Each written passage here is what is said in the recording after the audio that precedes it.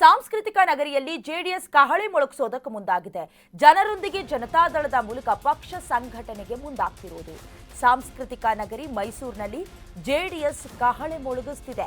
ಜನರೊಂದಿಗೆ ಜನತಾದಳ ಮೂಲಕ ಪಕ್ಷ ಸಂಘಟನೆ ಮಾಡ್ತಿದ್ದಾರೆ. ಮುಖ್ಯವಾಗಿ ರೈತರು, ಮಹಿಳೆಯರು ಹಾಗೆ ಯುವಕರನ್ನ ಸೆಳೆಯೋದಕ್ಕೆ ತಂತ್ರವನ್ನ ರೂಪಿಸುತ್ತಿದ್ದಾರೆ. ಹಾಗೆ ಕಾರ್ಯಕರ್ತರನ್ನ ಕೂಡ ವಿಶ್ವಾಸಕ್ಕೆ ತೆಗೆದುಕೊಳ್ತಾ ಇದ್ದಾರೆ. ನಿಖಿಲ್ ಅವರ ಚಿತ್ತ ಹಾಗೆ ಇದೆ, ಎಲ್ಲರನ್ನ ಸೆಳಿಬೇಕು ಅನ್ನೋದಾಗಿ. ಸರ್ಕಾರದ ಯೋಜನೆ, ಆಡಳಿತದ ಬಗ್ಗೆ ನಿಖಿಲ್ ಟೀಕೆ ಮಾಡ್ತಿದ್ದಾರೆ. ಸ್ಥಳೀಯ ಹಾಗೂ ಮುಂದಿನ ಚುನಾವಣೆಯನ್ನ ಗೆಲ್ಲಲೇಬೇಕು, ಹಾಗಾಗಿ ತಂತ್ರ ರೂಪಿಸುತ್ತಿದ್ದಾರೆ. ಚುನಾವಣೆಯ ದೃಷ್ಟಿಯಿಂದ ನಿಖಿಲ್ ಪಕ್ಷ ಸಂಘಟನೆ ಮಾಡ್ತಿರೋದು. ನಿಖಿಲ್ ಕುಮಾರಸ್ವಾಮಿಗೆ ಸ್ಥಳೀಯ ನಾಯಕರು ಕೂಡ ಸಾಥ್ ನೀಡುತ್ತಿದ್ದಾರೆ. ದಳಪತಿಗಳ ಕಾರ್ಯತಂತ್ರದಂತೆ ನಡೀತಾ ಇದ್ದಾರೆ ನಿಖಿಲ್.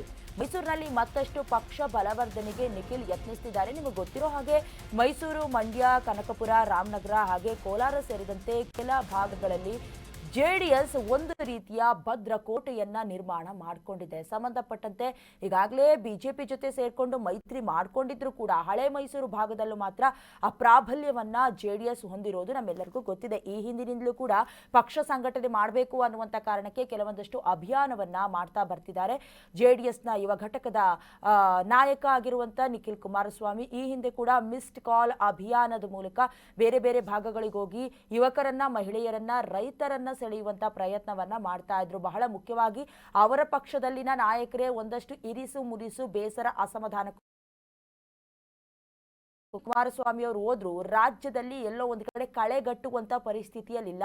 ಇನ್ನು ನಿಖಿಲ್ ಕುಮಾರಸ್ವಾಮಿ ಅವರ ವಿಚಾರವನ್ನ ತೆಗೆದುಕೊಂಡಾಗಲೂ ಕೂಡ 3-4 ಬಾರಿ ಪಕ್ಷದಲ್ಲಿ ಹೇಳಬೇಕಂತಂದ್ರೆ ಬೈ ಎಲೆಕ್ಷನ್ ಅಲ್ಲೂ ಕೂಡ ಸೋತಿದ್ರು. ಹಾಗಾಗಿ ಅವ್ರಿಗೆ ಮಣೆ ಹಾಕೋದಕ್ಕೂ ಮುಂದಾಗ್ತಿರ್ಲಿಲ್ಲ. ಸೊ ಮುಂದೆ ಬರುವಂತ ಎಲೆಕ್ಷನ್ ಅನ್ನ ಗಮನದಲ್ಲಿ ಇಟ್ಕೊಂಡು ಸ್ಥಳೀಯ ನಾಯಕರುಗಳ ಸಾಥ್ನಂತೆ ಜೊತೆಗೆ ದಳಪತಿಗಳು ಅಂದ್ರೆ ಕುಮಾರಸ್ವಾಮಿ, ದೇವೇಗೌಡರ ಸಮ್ಮುಖದಲ್ಲಿ ಈಗ ನಿಖಿಲ್ ಕುಮಾರಸ್ವಾಮಿ ಅವರು ಮತ್ತೊಮ್ಮೆ ಮೈಸೂರಿನಲ್ಲಿ ಮತ್ತಷ್ಟು ಪಕ್ಷ ಬಲವರ್ಧನೆ ಮಾಡೋದಕ್ಕೆ ಪ್ರಯತ್ನವನ್ನ ನಡೆಸ್ತಿದ್ದಾರೆ.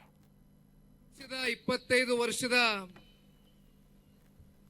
ಬೆಳ್ಳಿ ಮಹೋತ್ಸವ ಹಬ್ಬವನ್ನು ಕೂಡ ಆಚರಣೆ ಮಾಡತಕ್ಕಂತ ಇವತ್ತಿನ ಈ ಒಂದು ಶುಭ ಸಂದರ್ಭದಂದು ಕ್ಷೇತ್ರದ ನಿಕಟಪೂರ್ವ ಶಾಸಕರು,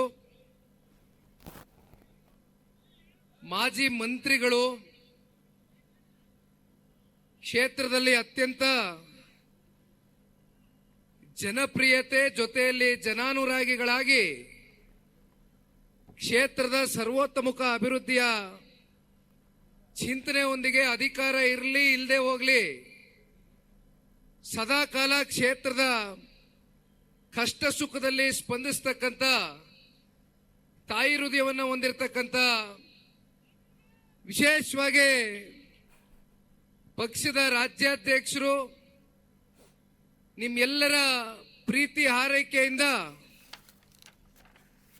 ಕೇಂದ್ರದ ಸಚಿವ ಸ್ಥಾನವನ್ನು ಅಲಂಕರಿಸಿರ್ತಕ್ಕಂಥದಕ್ಕೆ ತಾವುಗಳು ಕೂಡ ಪಾತ್ರಧಾರಿಗಳಾಗಿ ಅವರಿಗೆ ಆಶೀರ್ವಾದವನ್ನು ಮಾಡಿರ್ತಕ್ಕಂಥ ಸನ್ಮಾನ್ಯ ಶ್ರೀ ಕುಮಾರಣ್ಣವರ